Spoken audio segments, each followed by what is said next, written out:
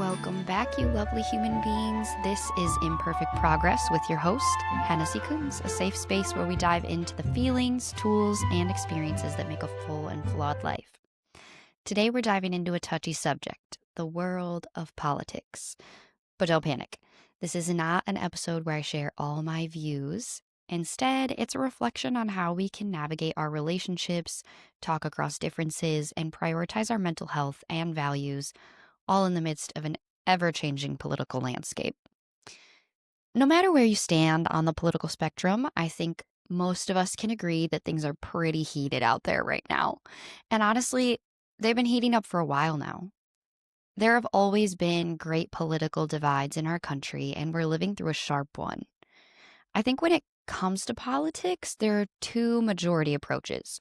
One being cover our ears and stay safely tucked away in our bubble of ignorant bliss, and the other being to cling so tightly to our views that they become walls and weapons that we wield to defend ourselves against opposition. If you don't fall even slightly into one of these categories ever, major kudos to you, and you should probably be the one doing a podcast because I am guilty of both at different times.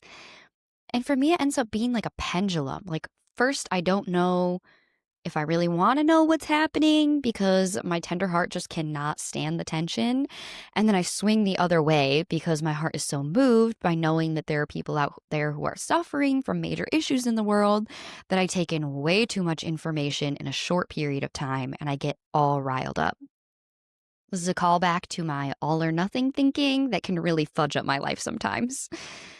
Our political selves are just one of the many pieces of our identity. It intersects with all our other parts, and it shapes who we are. It's not that we're staunchly defined by our political views, but they are strong beliefs that shape how we think, speak, and act, which makes them a pretty influential piece of our identity. And the thing about politics is that it's connected to everything. We can't really escape it in any area of our lives, no matter how much we wish we could or try to. It impacts our schools, our homes, our places of worship, our parks, our roads, our grocery stores, everything. So what they do and how they do it affects us. And that makes us feel things, usually big feelings. And since it's such a potent force in our existence and we get these big feelings about it, it's not surprising that everyone's big feelings will rub up against each other, creating friction. And I think a lot of us try to evade that friction by creating distance between people whose big feelings don't mesh with our own, whose views we predict will conflict with our own, creating a whole hot mess of discomfort. And when we don't or can't make that space and we don't have the tools to navigate differences and discomfort, that friction starts a fire and often ends in an explosion that impacts our relationships and our well-being. And this avoidant dread is where we hear people say things like, no politics at Thanksgiving. And then there's that one person who makes a little comment about something and that big avoidant bubble just pops. And it sets the stage for like food fight level word slinging. But what if we didn't have to be afraid of these kinds of conversations? What if we didn't have to set up the bubble in the first place? What would it look like to let topics come and go, to let differences come and go, and maintain a sense of harmony even in the midst of discomfort and difference? Well, hopefully we can start taking steps towards envisioning and realizing that space today. But first, how about I share a little personal anecdote about when things just get too real and the shit hits the fan? Yeah? This way you know I am not a robot with some 5-step plan that always works because I am perfectly programmed. Dear Lordy, I really wish that were true sometimes, but no, I have gotten myself stuck in some doozies before, and it genuinely sucks and it hurts, and you don't always know how to come back from it, especially at a relational level. All right, here we go. So one day this summer, I was driving to Lake Michigan. I had the day off. I'd been on the east side of the state all summer because I'm in Ann Arbor, and I just needed a lake day. I believe it's in our Michigander blood. And what am I supposed to do with a 2.5-hour drive after my audiobook ends? I'm going to start calling people to chat the day away. Y'all know I'm a yapper, so this was going to make the trip just fly by. So I call someone near and dear to me, and we start talking about life updates and mundane little things. And then the conversation ever so slowly took a turn into political waters. And soon we were neck deep in 10-foot waves. I lean one way, they lean the other. We're both stubborn and confident about what we think is right. So 30 minutes later, my heart is racing. I'm cranking the AC to compensate for my body's like stress, anger, hot flash, and my blinders are on. And the counterpoints, they started to grow personal, no longer just picking apart the topic, but kind of picking apart each other for thinking differently about the topic. And soon some harsh words were flung, and we took turns hanging up and redialing each other. It wasn't fun. And during one of these hangups, I realized, finally had time to notice that I was not okay. I love this person, so why are we talking to each other like this? And when we reconnected, I said I needed a break, and that wasn't well received, but I just kept saying it. And finally, they hung up, and then I knew we were both hurting. We reconnected via text later that day to apologize and try to make up, but so much damage had been done, or at least that's how I felt. My sense of trust and respect had cracked. And now when I spend time with this person, I feel kind of this inner tension and fear that we're going to hit that raw place again, and I really don't want to.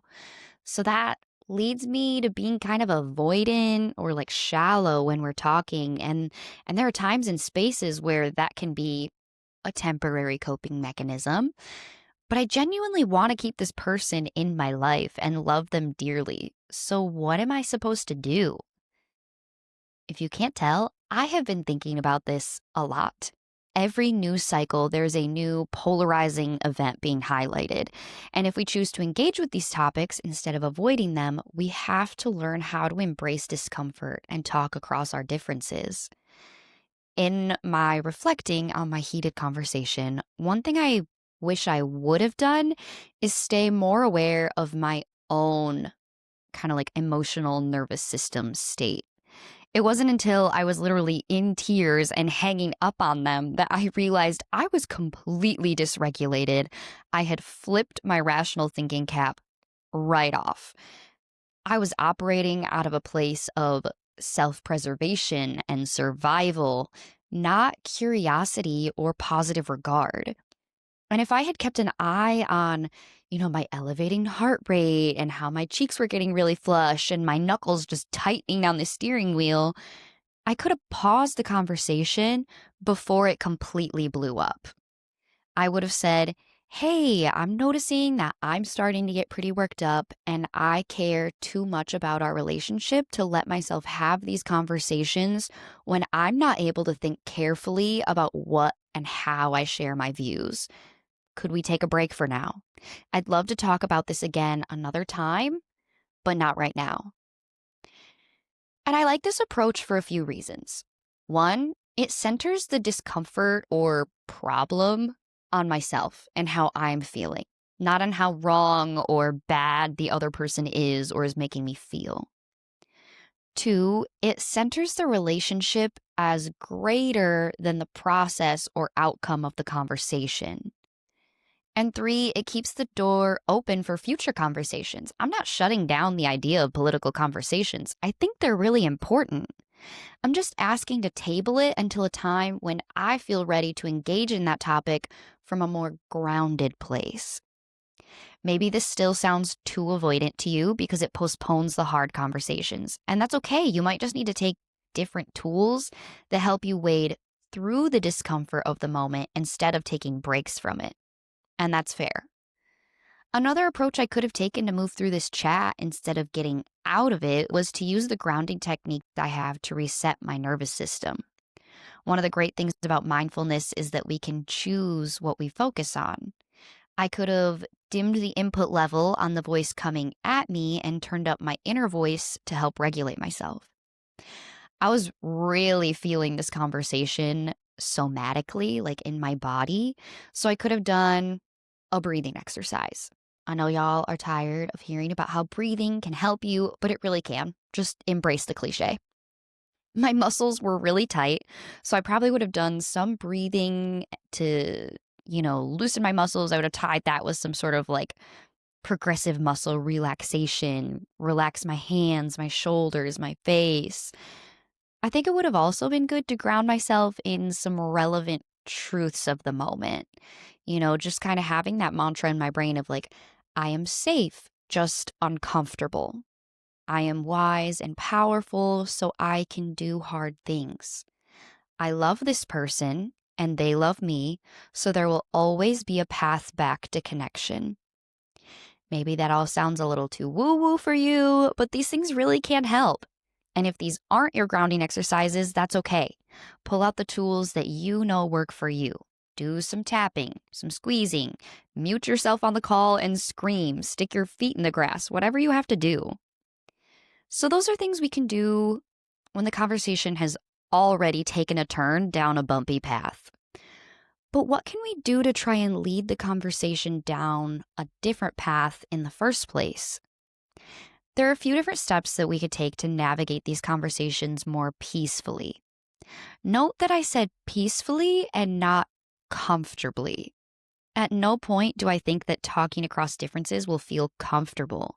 So it's important to first understand what your body feels like when it's uncomfortable versus unsafe, because there really is a difference. I think a lot of times we cut people off saying that they don't make us feel safe. And sometimes that's true, but sometimes what we really mean is that they don't make us feel comfortable. And part of learning and growing and just living is being uncomfortable. A lot of us, especially those of us who grew up with, all of our needs met, most of our wants met, and a world of opportunity at our feet, are not accustomed to embracing discomfort. We avoid it like the plague. And that's a privilege that we've had because not everyone is able to avoid uncomfortable situations and conversations so readily. So the first step to talking across differences is getting comfy with being uncomfy sometimes. And if you need a little exercise to help you figure out the difference between how you feel when you're unsafe versus uncomfortable, try this one that one of my professors just had us do. Shout out to Camille Jones. She's amazing. And if you don't want to do this now, you can always come back to this practice later, but I am going to lead you through it. So if you don't want to do it right now, skip 30 seconds or just kind of wait through. But here we go. So you can close your eyes or just sort of soften your gaze. And I want you to think back to a time when you felt unsafe. Don't go to the most traumatic experience that you've ever had. That will be too much. Just a time where you felt unsafe.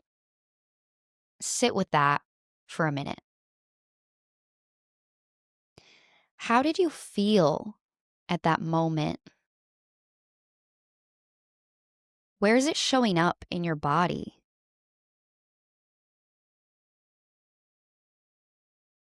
Now take a deep breath and let it out with a big sigh.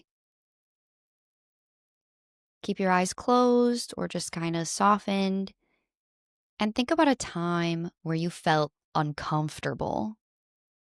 How did that feel at the moment? How is that showing up in your body?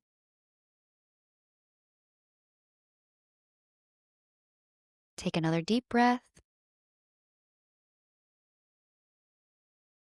Let it out with a big sigh. How was that for you? I know when I did this, I had two very different experiences. During my unsafe memory, my chest and my throat got really tight and tears started coming to my eyes. And during my uncomfortable memory, my stomach had like little butterflies and my hands felt really fidgety. And this is information that can help you decide when to ground and move through a conversation versus needing to seek safety in a dangerous situation. Okay, so now that we have a grasp on our discomfort, it's time to set the stage for the conversation. Sometimes we set up intentional times to talk with people about top politics. Like maybe you found someone who wants to dig into your views and share theirs, so you set up a coffee date or something. But more often, we find ourselves kind of dragged into these conversations in the midst of a regular interaction. And one thing you can do before you respond to what the person said is establish some norms for how you're going to talk about this. It's going to feel awkward, but it could save you some heartache in the end. It sounds like this. I'm curious to talk more about that, but before we do, can we agree to, and you fill in the blank, listening without interrupting, keeping an open mind, staying curious, not making personal attacks, not raising our voices, using kind language, etc. And then say, and if you have any guidelines you think are important, we can add those too. Now, if you can't even agree on guidelines for how to have this conversation, it may be a sign not to have that conversation right now. If you do agree on guidelines, now you have something to refer to if trouble arises. I think two of the most important guidelines to hold ourselves to when talking about politics, just sort of like internally, is to stay curious and have these conversations in good faith. This means that I'm going to ask open-ended questions about what led a person to their view and not try to convince them that they should be on my side. I can share my side, and people will make their own choices about whether or not they agree. This isn't political verbal arm wrestling. There's no winner or loser. It's just an open discussion. And conversing in good faith means that I'm going to assume the best about this person and their intentions. I can ask curious questions, but I'm not going to shame them for thinking a certain way. I don't think that shame or arguing someone into a point of view have really ever helped change someone's mind in a genuine way. This frame of mind is actually kind of hard to maintain in these conversations because we're usually talking about powerful, meaningful topics that are tied to our values. Like, just an example, my views on immigration are tied to my value of compassion, right? Whereas someone else's views on immigration might be tied to their value of a sense of safety. And the thing about values is that they aren't right or wrong. They're just what we hold in highest regard. But they shape how we live, and that means we're going to prioritize different things in our life. And while we want that other person to believe and think and act and vote like us, the reality is that they probably won't unless they have some kind of personal experience that affects their values. It's not going to be your structured 3-point argument that sways them. It's just not. So instead, we commit to staying curious and believing that person is acting in good faith. We don't have to agree with them. We don't have to believe that what they're doing is right. But for the sake of this conversation, we will believe that they believe they're doing what's right. Oof. That's a lot to take in. And this is a mindset that's hard to develop. But I like to think that the degree of relationship we have with the person we're talking to can help us commit to curiosity and good faith. If you already have a close relationship and loving bond with someone, it's a little easier. And this may be harder to do with strangers or acquaintances, but I challenge you to try it anyway. Now, for those of you who are raised in strong religious communities like me, where part of the goal was to kind of convert people to your side, I think this can be extra hard. But we are wise and powerful, so we can do hard things. Ultimately, you have to decide what's more important to you, the relationship or being right. Because after enough battering conversations, you most likely won't get to have both. And as much as we want to keep these connections, consistent personal attacks on our ideals and beliefs create distance. There's the distance of hurt, the distance of fear, the distance of resentment, the distance of not feeling heard, and so many other things. And if you've suffered enough attacks, tried to have restorative conversations and the people you love keep hurting you, at some point you're probably going to need a break. I want to embark on this next segment gently. We joke about political division sometimes, but for some people, this is a very real, visceral gap that they have between them and their family or friends.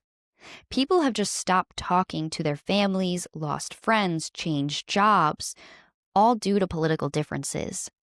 And I want to point out here that many of these rifts aren't due to the fact that differences exist, because those will always exist, but how those differences were or weren't handled. So, how do you know if or when taking a break from certain people or environments is a helpful choice? It's ultimately up to you, because you know yourself and your situation best. But I'll share a few of my thoughts. If you've already pulled out every tool from your toolbox and the people you love are still unwilling to listen or agree to disagree, and especially if they're speaking to you in a harmful manner, it may be time to take a break. I say take a break instead of cut them off, because I don't love the finality of that phrase. These are our family and friends we're talking about, not a news source or a celebrity we feel like canceling. There's history and emotion and connection we share on a very personal level, which makes this choice that much harder and potentially painful. So if you're in a place where you need to take a break, I think it's important to do it in a way where you could reconnect in the future if or when you're ready to. Do the hard thing now with how you create space so that it's a little easier to repair that connection in the future if you choose to do that. Set yourself up for success, I guess, is kind of what I'm saying. And I think this means having a very clear, direct communication about what you're doing and what you need. You can choose how you share this message. In person, over the phone, text, email, letter, carrier pigeon. Just make sure you communicate. It will give you freedom knowing that you said your piece, and it gives the other people an opportunity to understand and reflect. Not that they're necessarily going to take it, but that is the hope. I think it can also be helpful to give yourself and them a time frame you're operating in. You can always extend or shorten it, but it's good to have an idea of how long the break might be so that it doesn't feel so amorphous or indefinite. So, an example of what you might say could sound like this.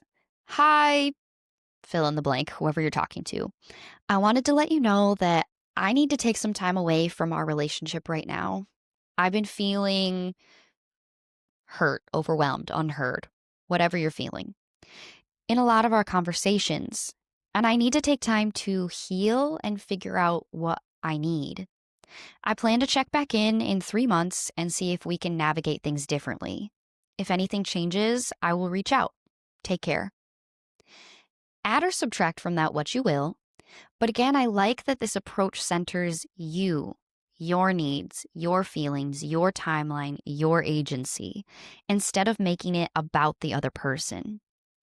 This does a few things for us. It can make you feel more empowered. And it also might limit the defensiveness the other person experiences when receiving this message, making them more open to understanding what you're saying.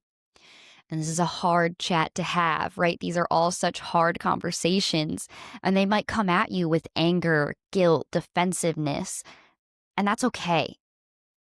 And I want you to hear this because you are not responsible for their feelings or reactions. You did everything that you could to maintain the relationship up until this point. You are taking care of yourself while establishing a potential future line of communication. If you do take a break from some of your loved ones, please prioritize leaning on the other support people you have in your life. Even if a relationship is tenuous, it's most likely meeting some kind of need in our lives. So it's important to make sure we're still having that relational need met in another way. We've touched a lot on the relational side of surviving politics. But there's a personal element I want to hit quickly before we wrap up today. Our exposure to world events is higher than it's ever been. We get updates on our phones, on our computers, the TV, even the gas station pump is telling us news, what's going on. It's a constant barrage of information, and it's usually all coming from some place of bias because there's really no 100% unbiased news source. And you might consider regulating your exposure time to the news, especially if you see it heavily affecting your mental health. Now, I'm a big social justice advocate, and I know that we can't act if we don't know what we're acting for. So I'm not saying to bury your head in the sand. I'm saying that there's a balance between embracing discomfort and building resilience while protecting our peace. It's not an either or, it's a both and. Only you know what you can handle and what you need. If you tend to avoid all the news, I challenge you to add little doses into your week. If you tend to let the floodgates open and just drown in the news deluge, I challenge you to take in a little less. Ultimately, our politics stem from our values and help guide our lives. So my last challenge for you is to really center yourself in your values. Find stability in knowing yourself, who you are, what you need, and how you want to live your life. Be open to listening to others. And if that shifts you, okay. And if it doesn't, and you still think what you think, be confident in who you are. And let whatever you believe lead you to action. Because the world really is in a rocky place. And any act of kindness that you have the capacity for goes a long way. Finding our way in these tricky times is not easy and will not be a linear path, but we are tripping and twisting along it together, folks. So let me know what you think in the comments or send me a message on Instagram at imperfectprogress.pod. And remember that you are a wise, powerful soul capable of so much loving and living. Until next time, take care.